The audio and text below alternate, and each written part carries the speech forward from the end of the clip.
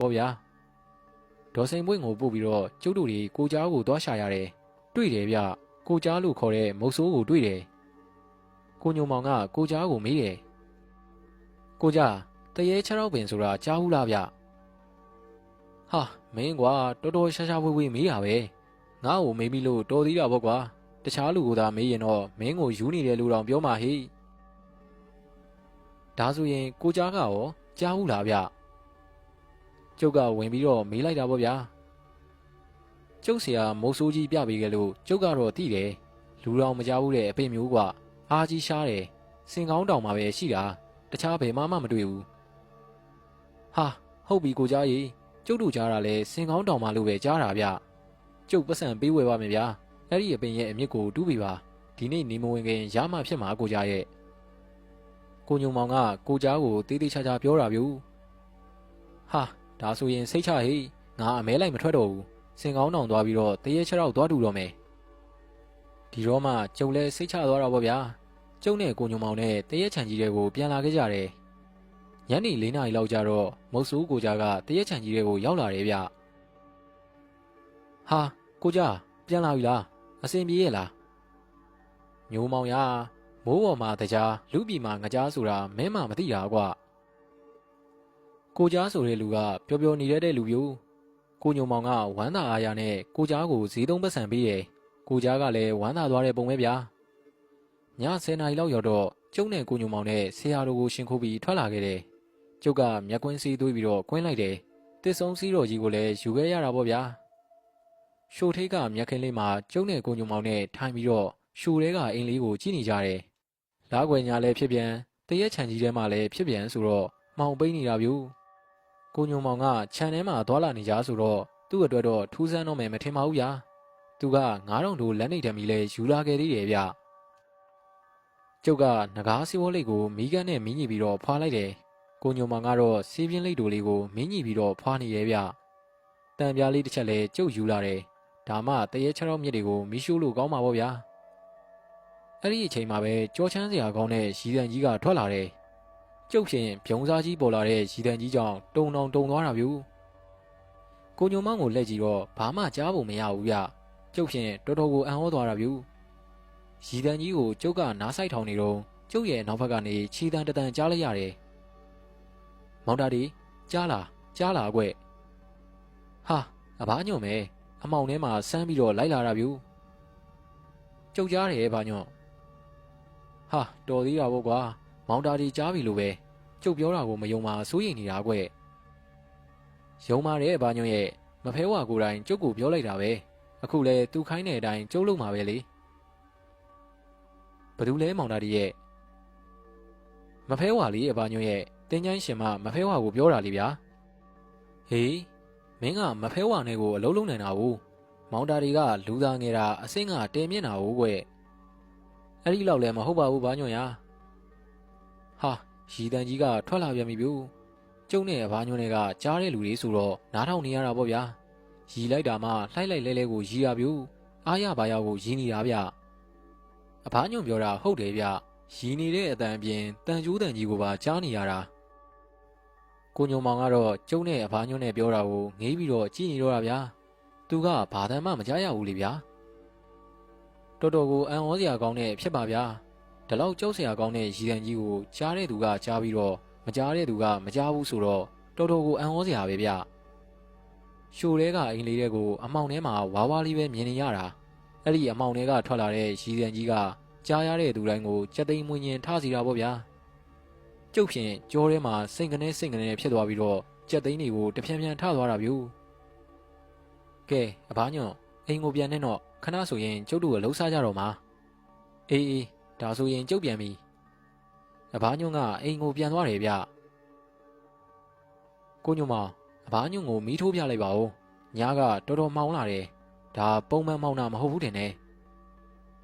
ကိုညုံမောင်ကဒီတော့မှသတိရပြီးတော့သူ့အဖေကိုမီးထိုးပြီးတယ်ညားမှောင်တဲ့ပုံစံကိုကျုပ်မကြိုက်ဘူးဗျဒါပုံမှန်မှောင်တာမဟုတ်ဘူးလို့ထင်တယ်ထူးထူးခြားခြားမှောင်နေတာကိုငုံကြည့်လို့မမြင်အောင်ကိုမှောင်နေတာဗျဒါအမိုင်းမှောင်ကြီးကြနေတာဗျကျုပ်ကောင်းကောင်းသိတယ်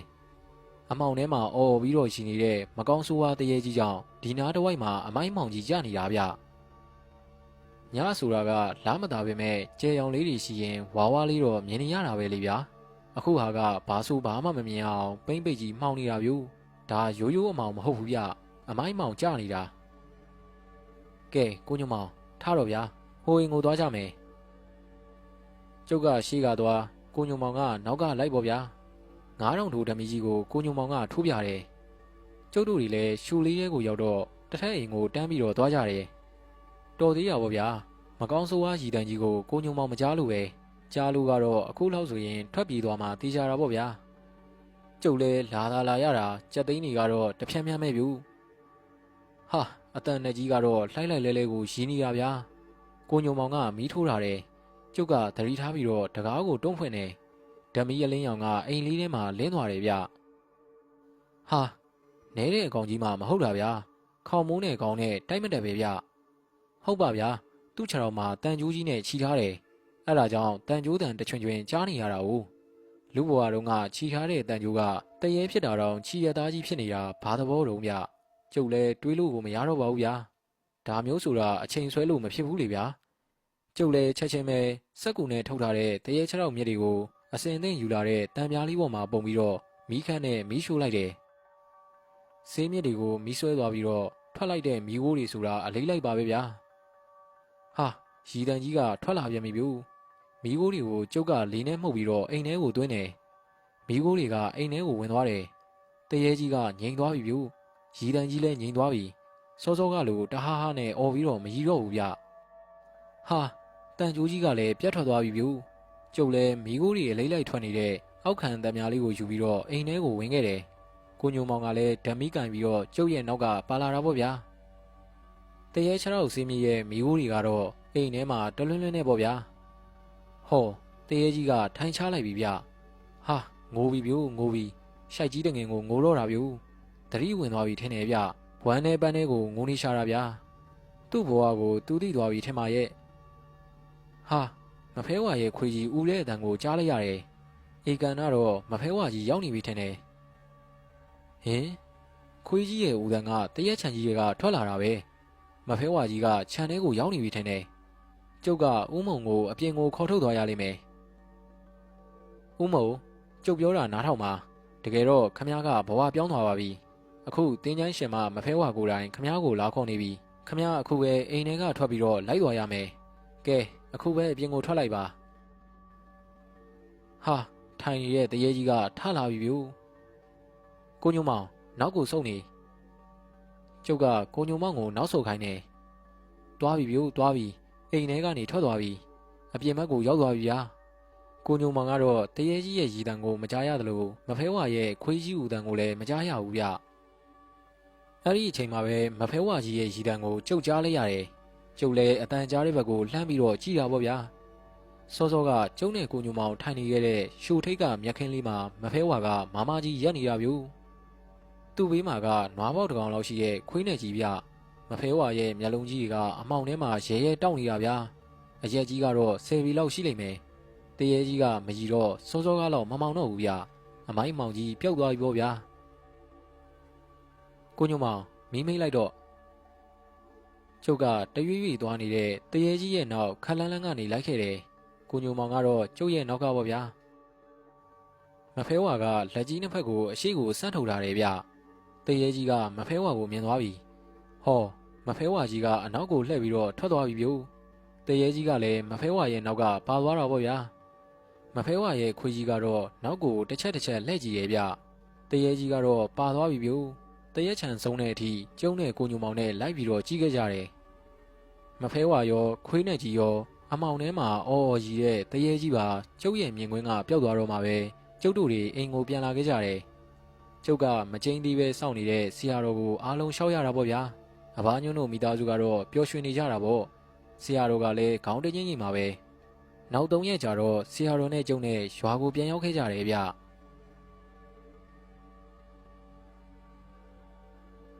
တာတီဆိုတဲ့ကျုပ်ကလည်းထူးထူးဆန်းဆန်းဆိုရင်ကျုံမကျုံတက်လေတယ်ဗျာကျုံမှတ်မိတယ်စောင်းတွင်းကြီးဗျကျုပ်တို့အညာဆိုတာကလည်းခတ်သားလားဗျာ နွေဆိုရင်လွတ်ပူပြီးတော့စောင်းကြတော့လဲလွတ်ကိုအေးတာဗျနှညရှိပြီဗျဝိုင်းနေထဲမှာနှမ်းရိုးတွေကိုမီးလုံကြရတာကို့ရက်နဲ့ကို့တလေးဆိုတော့လဲပျော်ဘူးတော့ကောင်းသားဗျကျုပ်တို့ဝိုင်းထဲမှာညဆိုရင်အဘနဲ့အမေကနှမ်းရိုးတွေကိုမီးရှို့တော့တာပဲဗျကျုပ်တို့ဝိုင်းမှာမီးရောင်တွေ့ပြီဆိုတာနဲ့ရွာထဲကမြက်ပြူးတို့စင်ပေါက်တို့တောကျော်တို့အုပ်စုတွေကလည်းရောက်ချလာရောဗျာဒီကောင်တွေက10နှစ်သားလောက်တွေဗျသူတို့ထက်ငယ်တဲ့ကလေးတွေလည်းတခါတလေတော့ပါလာတတ်သေးတယ်ကျုပ်အမေကလည်းကလေးအားကြီးချစ်တာကလေးတွေမို့လို့ဝိုင်းထဲမှာမီးလုံလာပြီဆိုရင်ပဲကြီးလော်နဲ့ထညက်ကိုကျွေးတော့တာဗျဟိုကောင်တွေကလည်းစားပါဗျာတခါမှညင်းတယ်လို့ကိုမရှိဘူးဗျမြက်ပြူးကလူလေဗျကျုပ်အကြောင်းကိုလည်းဒီကောင်ကတော်တော်လေးသိတယ်လူစုံလို့ဝိုင်းငိမ်ပြီဆိုတာနဲ့မြက်ပြူးကကျုပ်ကိုဟိုမေးဒီမေးလှုပ်တော့တာပဲဗျကျုပ်ကလည်းကျုပ်တွေးကြုံခဲ့ရတာလေးတွေကိုပြန်ပြောပြတယ်ဒီကောင်နေအုပ်စုဆိုတာငိမ်ပြီးတော့နားထောင်နေတာဗျတယောက်မှကိုမလှုပ်ဘူးဗျအဘနဲ့အမေကတော့တော်တော်လေးနှွေးသွားရင်အိမ်မော်ကိုတက်သွားကြတယ်ဗျဒီကောင်နေနဲ့ကျုံနေပဲကြံခဲ့တာလေဗျာကိုကြီးတတီဆရာပေသီးကိုမဖဲဝကြောက်ပြင်းနဲ့ရိုက်တဲ့တုန်းကကိုကြီးတတီပါတယ်ဆိုမြက်ပြူးဆိုတဲ့ကောင်ကစကားကိုထောင်တဲ့နေရာမှာတော့အားကြီးတော်တာဗျဟာမပါပါဘူးကွာမင်းတို့ကိုငါပါတယ်လို့ဘသူကပြောတာတော့ကျုပ်ကဒီကိစ္စတွေကိုအခုထိအုပ်ထားတာဆိုတော့ဗျောင်းမဲညင်းရတာပေါ့ဗျာတောင်ပိုင်းကကိုသိန်းစော်ပြောတာဗျသူလဲတိတိကျကျသိတာတော့မဟုတ်ပါဘူးတာတီပါနိုင်တယ်လို့ပဲပြောတာပါဗျာဟာအလကားပါကွာသူထင်တာကိုရှောက်ပြောတာပါငါလဲအဲ့ဒီကိစ္စကိုသူများပြောမှသိတာကွာနေပါဦးကိုကြီးတာတီရဲ့ဘိန်းစားဘားစိန်ကြီးကိုမဖဲဝဂုတ်ချိုးတက်တုန်းကလည်းကိုကြီးတာတီပါတယ်ဆိုတောကျော်ကလည်းမြက်ပြူးရဲ့လေတံကိုလိုက်ပြီးတော့ကျုပ်ကိုထပ်ပြီးမေးတာပေါ့ဗျာမပါပါဘူးကွာဘိန်းစားဘားစိန်ကဂူဖောက်တာထင်ပါတယ်မနဲ့မိုးလင်းလို့လူတွေပြောမှငါလဲသိတာအဲ့ဒီညကဖျားပွဲရှိတော့တညာလုံးဖျားပွဲမှာထိန်းနေရတာကွာဒါနဲ့မင်းကိုဘသူကပြောတာတော့တောကျော်ရဲ့အရှိပိုင်းကကိုကြီးဖိုးတောင်ပြောတာဗျသူကလည်းအတိအကျပြောတာတော့မဟုတ်ပါဘူးဗျာပါတယ်ထင်တယ်လို့ပဲပြောတာပါငါကနေရာတကာဆက်နဲ့ပါနေကြကောင်ဆိုတော့ဒီကိစ္စတွေမှာလည်းပါသွားသလားလို့တွေးကြတာပေါ့ကွာကျုပ်ကကလေးတွေနဲ့စကားလက်ဆောင်ကြရင်ငကားစီးပေါ်လေးလေးတလေးကိုနှမ်းရိုးကမီးတော့ကလေးယူပြီးတော့ညှိလိုက်တယ်စီးပေါ်လေးလေးကိုနှစ်ဖွာသုံးဖွာပဲဖွာရသေးတယ်ဗျဝိုင်းဝါကခေါ်တဲ့အတန်ကိုကြားရတယ်ဗျတာတီမီးလုံနေတာလားကွာဟာကလေးတွေလည်းမနှဲပါလားကျုပ်ကမီးအလင်းရောင်ကိုလက်နဲ့ကာပြီးတော့ဝိုင်းဝါကိုလှမ်းကြည့်တယ်ဗျငါပါကွာတာတီရငွေရင်းကုန်းရွာကမင်းတင်မှာဟာကိုမင်းတင်ညဘက်ကြီးပါလားဗျလာလေဗျာကျုပ်ကလည်းကိုမင်းတင်ကိုခီးဦးကြိုပြရတာပေါ့ဗျာတာတီမင်းကလေးတွေကိုပုံပြောပြနေတာထင်တယ်ဟုတ်ပါဗျာပုံလဲပြောပြရသေးတယ်နှမ်းရိုးလဲမပြတ်ထည့်ပေးရသေးတယ်ပဲကြီးလော်နဲ့ထညက်လဲကျွေးရသေးတယ်အကျန်းကလည်းလက်ဖက်ချောက်ခက်ရတာနှစ်အိုးရှိပြီကိုမင်းတင်ရေလာဗျာဒီဘက်ကိုမင်းတင်ကကျုပ်ရဲ့ဘေးမှာဝင်းထိုင်နေဗျဒီညတော်တော်ကြီးပါလားကွာတစ်ချက်ဆိုတုံတောင်တုံသွားတယ်ဟုတ်ပါကိုမင်းတင်ရဒီညအေးချက်ကတော့လွန်ရောဗျညနေ3 နာရီလောက်ကလေးကစိတ်နေတာဗျကဲခဏနေအောင်ဗျာကျုပ်အိမ်ပေါ်တက်ပြီးတော့လက်ဖက်ကလေးပါလေးယူကြည့်အောင်မယ်ဟာနေပါတာတီယာငါအခုပဲဒွေးလေးတို့အိမ်ကနေထမင်းစားပြီးတော့ထလာတာကွာဟာမဟုတ်သေးပါဘူးဗျလက်ဖက်ကလေးတော့စားပါဦးမကြပါဘူးကိုမင်းတင်ရဲ့ကျုပ်ကပြတလဲအိမ်ပေါ်တက်လာခဲ့တယ်ကျုပ်အိမ်ပေါ်တက်ခံဒီမှာမြက်ပြူးကကျုပ်ကိုပြောတယ်ဗျကိုကြီးတာတီကျုပ်တို့ရင်နွေးကိုထက်ကြိုထားရမလားမြက်ပြူးဆိုတဲ့ကောင်ကလူရဲ့အလိုက်ကိုလွတ်ကိုတီးတဲ့ကလေးပြူဟာကောင်းတာဗောမြက်ပြူးရစင်ဟိုဖုံးပေါ်မှာရေမုတ်ရှိတယ်တီးတယ်ကိုကြီးတာတီရေတီးတယ်ဗျမီးလုံနေတဲ့နေရာဘေးမှာတင်ကျုပ်ကဖုတ်ခနောက်ဆိုင်ပြီးတော့ရင်နွေးကြိုတာဗျကျုပ်အိမ်မော်ကပြန်ဆင်းလာတော့လက်ထဲမှာလက်ဖက်အေးရောငကားစီးပေါ်လိတ်3လိတ်ရောယူလာခဲ့တယ်မြက်ပြူးရဲ့ရင်နွေးကလည်းမီးဖို့ပေါ်ရောက်နေပြီဗျစင်ပေါက်ကထင်းချောင်းနေထိုးပြီးတော့မီးမှုတ်ပေးနေတယ်ကဲလက်ဖက်လေးလဲစားအကျန်းပူပူလေးလဲတောက်ဗျာကျုပ်ခတ်ထားတဲ့လက်ဖက်ချောက်ကလှုပ်ကိုကောင်းတာဗျဟိုတလောကမှကျုပ်စီယာဆိုင်းတော်ဖာရောက်လာလို့ဆရာတော်ကိုလူဖို့ရောကျုပ်တောက်ဖို့ရောလက်ဖက်ချောက်တွေယူလာတာဗျစော်ဘွားနှခမ်းမွေးအစ်စ်ပဲကိုမင်းနေကြီးကဲတောက်ဗျာပြောရအောင်မယ်ဗျကိုမင်းတင်ဆိုတာကငွေရင်းကုန်းသားဗျကိုမင်းတင်တို့မှာကညီကို2ယောက်ပဲရှိတာကိုမင်းတင်ကအငယ်သူ့အကိုကကိုမင်းလွင်နေဗျညီကို2ယောက်စလုံးကအိမ်တော်မရှိကြဘူးသူတို့မိဘတွေကသူတို့ကလေးကလေးကဆုံးပါသွားတယ်ဆိုပဲဗျဒါပေမဲ့သူတို့အဖိုးဦးကိုဆိုတာကလူချမ်းသာပဲဗျရာရောထတော်ရောပိုင်တာဗျသူတို့ညီကိုကိုလည်းသူ့အဖိုးကပဲမွေးခဲ့တာ သူတို့ရွာမှာဆိုရင်ဘိုးကိုစောက်ထားတဲ့ကျောင်းနေဘိုးကိုတဲထားတဲ့ဖျားဘိုးကိုလှူထားတဲ့ရေတွင်ဆိုတာကနေရာအနှံ့မှာပဲဗျာတနေ့တစ်ခါရွာတွေကကလေးတွေကိုရှင်ပြုတ်ပြီးတော့အရွယ်ရောက်တဲ့သူတွေကိုပဇင်းတက်ပေးသေးတယ်ဗျအဲ့ဒါကနှစ်တိုင်းလောက်တာတစ်နှစ်တောင်မှမပြတ်ဘူးဗျငွေရင်းကုန်းကဘိုးကိုအလှဆိုရင်မသွားဘူးတဲ့မစားဘူးတဲ့လူဆိုတာကျုပ်တို့ရွာတွေမှာရှိကုန်မရှိသလောက်ပဲဗျဘိုးကိုဆိုတာကအာကြီးစေနာကောင်းတဲ့တရားတရားကောင်းတဲ့အဖိုးကြီးဗျသူ့ရွာထဲမှာအစင်မပြေတဲ့သူတွေကိုဘိုးကအမြဲတမ်းကြည့်တယ်သူတို့ရွာမှာဆိုရင်ဘိုးကိုကျေးဇူးကင်းတဲ့သူဆိုတာတိတ်ကိုမရှိပါဘူးဗျာဒါပေမဲ့အဖိုးကြီးကမရှိတော့ဘူးဗျမနစ်ကပဲဆုံးသွားတယ်ကိုမင်းတင်တို့ညီကိုပဲကြံခဲ့တာလေဗျာကိုမင်းတင်ကလက်ဖက်တစုံခတ်စားပြီးအကျန်းကိုဖူးကနေမှုတ်ပြီးတောက်လိုက်တယ်ဗျဟာမင်းပြောတာဟုတ်သားတာတရလက်ဖက်ချောက်ကတော်တော်ကိုကောင်းတာဟိဟုတ်တယ်ကိုမင်းတင်ရဲ့တောက်ဗျာဒါနဲ့ကိုမင်းတင်ညာကြီးမင်းကြီးဘဲကရောက်လာတာတော့ကြုံမိတာကိုကိုမင်းတင်ကခေါင်းငိမ့်ပြတယ်ဗျအီးကွာအမှန်အတိုင်းပြောရရင်တော့ငါမင်းစီကိုလာတာပဲတာတရေဒါပေမဲ့မင်းတို့ရွာမှာငါဒွေးလေးမပူကြီးတို့လည်းရှိတာဆိုတော့ဒွေးလေးတို့စီလာတယ်လို့ပဲပြောရတာပေါ့ကွာမင်းစီကိုတော့လမ်းကြုံလို့ဝင်လေတယ်လို့ပဲပြောရတာပေါ့တကယ်ကငါမင်းကိုပြောစရာတွေအများကြီးရှိလို့လာခဲ့တာကွာဩဒီလိုလားဗျဒါဆိုရင်ကလေးတွေကိုပြန်လွတ်လိုက်အောင်မယ်ဗျာဟာနေပါစေတာတရာကလေးတွေငါကြောင့်ပြန်နေရတာမကောင်းပါဘူးကွာရပါတယ်ကိုမင်းနေရဒီကောင်တွေကကျုပ်ရဲ့တူလေးတွေလိုဖြစ်နေတာကိုမင်းနေကိုပြောရင်းနဲ့ကျုပ်ကမြက်ပြူးတို့ကိုလှည့်ကြည့်လိုက်တယ်ကျုပ်ရဲ့အရေးချီကိုကြည့်နေတဲ့မြက်ပြူးကချက်ချင်းပဲသဘောပေါက်တယ်ဗျဒီကောင်ကလွတ်ကိုအကင်းပါတဲ့ကောင်ဗျကိုကြီးတာတွေအကျန်းကုန်ပြီလားရင်နွေးအိုးကစူနေပြီဗျကိုကြီးတာတွေတို့အိုးတွေကိုရင်နွေးဖြည့်ပေးပြီးရင်ကျုပ်တို့ကလည်းပြန်တော့မလို့ပဲကဲအဲ့ဒါသာကြည့်တော့ဗျကျုပ်တောင်ဘာမှမပြောရသေးဘူးဒီကောင်မြက်ပြူးကကြိုးပြီးပြောနေတာဗျအေးကွာကိုကြီးတာတွေလည်းဧည့်သည်နဲ့စကားပြောလိုက်အောင်မယ်ရင်နွေးကအခုတော့မလိုသေးပါဘူးကွာလိုမှပဲကိုကြီးတာတွေဖြည့်လိုက်မယ်ဟုတ်ကဲ့ဒါဆိုရင်ကျုပ်တို့သွားအောင်မယ်ဗျတောင်ပိုင်းကအာကျဲတို့ဝိုင်းကိုခဏသွားလိုက်အောင်မယ်မြက်ပြူးကသူ့ကောင်တွေကိုခေါ်ပြီးတော့ထပြန်သွားတယ်ဗျဒီတော့မှပဲကိုမင်းတင်ကစကားစားတော့တာဗျသူပြောမဲ့ကိစ္စကလူမသိစေခြင်းတဲ့ကိစ္စဆိုတာကျုပ်ကသိလိုက်တာပေါ့ဗျာဒါကြောင့်လဲသူကကျုပ်စီကိုညဘက်ကြီးလာတာလေအေးကွာငါမင်းကိုဘယ်ကစပြောရမလဲဆိုတာစဉ်းစားနေတာတာတရကျုပ်ကငကားစီးဘောလိတ်လေးတစ်လိတ်ကိုမင်းညှိပြီးတော့ကိုမင်းတင်ကိုကမ်းပေးလိုက်တယ်ကိုမင်းတင်ကလည်းစီးဘောလိတ်လေးကိုယူပြီးတော့ဖွာတယ်ဗျစီးလိတ်ကိုနှစ်ဖွာသုံးဖွာဖွာပြီးတစ်ချက်ရှိုက်လိုက်တယ်ပြီးတော့မှစကားဆတယ်ဗျတာတီငါတို့အဖိုးဘိုးကိုမင်းသိတယ်မလားဟာသိတာဗောကိုမင်းတင်ရဲ့ဘိုးကိုဆုံးတော့တောင်ကျုပ်လာပို့သေးတယ်လေဗျာအေးပါကွာငါကစကားစပြူးတာပါဘိုးကိုဆုံးတာတစ်နှစ်ကျော်ပြီလေကွာဟုတ်တယ်လေကိုမင်းတင်ရဲ့ဘာဖြစ်လို့လဲအေးကွာဘိုးကိုဆုံးသွားတော့ငါတို့ညီကိုတွေအတွက်ပစ္စည်းဥစ္စာကအတော်ကိုကြံခဲ့တယ်ဟာကြံမှာပေါ့ဗျာဘိုးကလူချမ်းသာပဲဗျငါပြောချင်တာကအဲ့လိုမဟုတ်ဘူးတာတရငါတို့ခံမန်းတာထက်ကိုအစာပေါင်းများစွာကွာနေတာ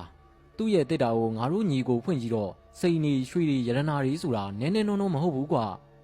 ငါအကိုကတော့ဘိုးကသူ့ရဲ့မိဘတွေစီကနေ2မွေကန်3မွေကန်တွေရထားလို့ဖြစ်မယ်လို့တွေးရပေါ့ကွာကိုမင်းလွင်တွေးတာလဲဟုတ်ချင်ဟုတ်မှာပေါ့ဗျာဟာဘဲကဟုတ်ရမှာလဲကွာဘိုးကိုမသိခင်2လလောက်အလိုမှာငါ့ကိုခေါ်ပြီးတော့2ယောက်ချင်းပြောခဲ့လို့ငါကအကုန်သိထားတာကွာဒါပေမဲ့ဒီအကြောင်းကိုငါစိတ်ထဲမှာပဲသိရတယ်ကွာဟင်ဒါဆိုရင်ဘိုးကိုကြံခဲ့တဲ့စိန်နီရွှေတွေက2မွေကန်3မွေကန်ပိုင်ဆိုင်ခဲ့တာမဟုတ်ဘူးလားဗျမဟုတ်ဘူးတာတရဘိုးတို့မိဘတွေကဆင်းရဲကြတယ်ဘာမွေးမှဘိုးကမရခဲ့ဘူးကွာငါ့ကိုအားလုံးပြောပြတာဘိုးငယ်ကတော်တော်ကိုဆင်းရဲတာဆိုပဲတော်တဲ့တောင်ထဲမှာထင်းခုတ်ပြီးတော့ရောင်းရတာတဲ့တာတရဟာဟုတ်လားဒါဆိုရင်ဒီပစ္စည်းတွေကအေးကွာအဲ့ဒီအကြောင်းကိုသိတာလဲငါပဲရှိတာငါကလည်းဒီအကြောင်းကိုငါ့ကိုမင်းလွင်ကိုတော့မပြောပြဘူးကွာမင်းကိုပြောရတာကလည်းအကြောင်းရှိလို့တာတရေဟာကိုမင်းတင်ရေကျုပ်ကတော့ဘိုးရဲ့အကြောင်းကိုအရန်ကိုစိတ်ဝင်စားသွားပြီဗျအေးပါကွာငါအားလုံးပြောပြမယ်ကိုမင်းနေနဲ့စကားပြောရင်မီးဖို့ကမီးမသိအောင်ကျုပ်ကနှမ်းရိုးတွေထပ်ပြီးတော့ထည့်လိုက်တယ်။အော်နေအောင်ကိုမင်းနေရဲ့ကျုပ်တခုမေးရအောင်မယ်။ဘိုးဦးမာကသားသမီးဘယ်နှယောက်ရှိတာတော့ဗျ။3ယောက်လေကွာ။ငါတို့ဘာကြီးဖိုးတောင်းရဲ့ငါတို့အဖေဖိုးကောင်းရဲ့ငါတို့ရဲ့ဒွေလေးမပူကြီးရဲ့လေကွာ။ဒွေလေးကတော့မင်းတို့ရွာမှာနေတာလေ။အဲ့ဒီတော့ဘိုးဦးဆုံးတော့ရောသူတို့ကိုအမွေခွဲမပေးဘူးလားဗျ။ဟာဘ ဘိုးမသိခင်ကလေးကအားလုံးကိုပေးပြီးသားဟေ့ဘာကြီးဖိုးတောင်းတို့မောင်နှမနှစ်ယောက်ကိုရွှေတွေပေးလိုက်တာဘလောက်မှန်းတော့မသိဘူးကွာဒါပေမဲ့တိတ်တော့နဲမှာမဟုတ်ဘူးငါတို့ညီကိုတော့ရွာကအိမ်ကြီးရဲ့ထက်တော်ရဲ့ယာရီရဲ့ပေးတာပေါ့ကွာဘာကြီး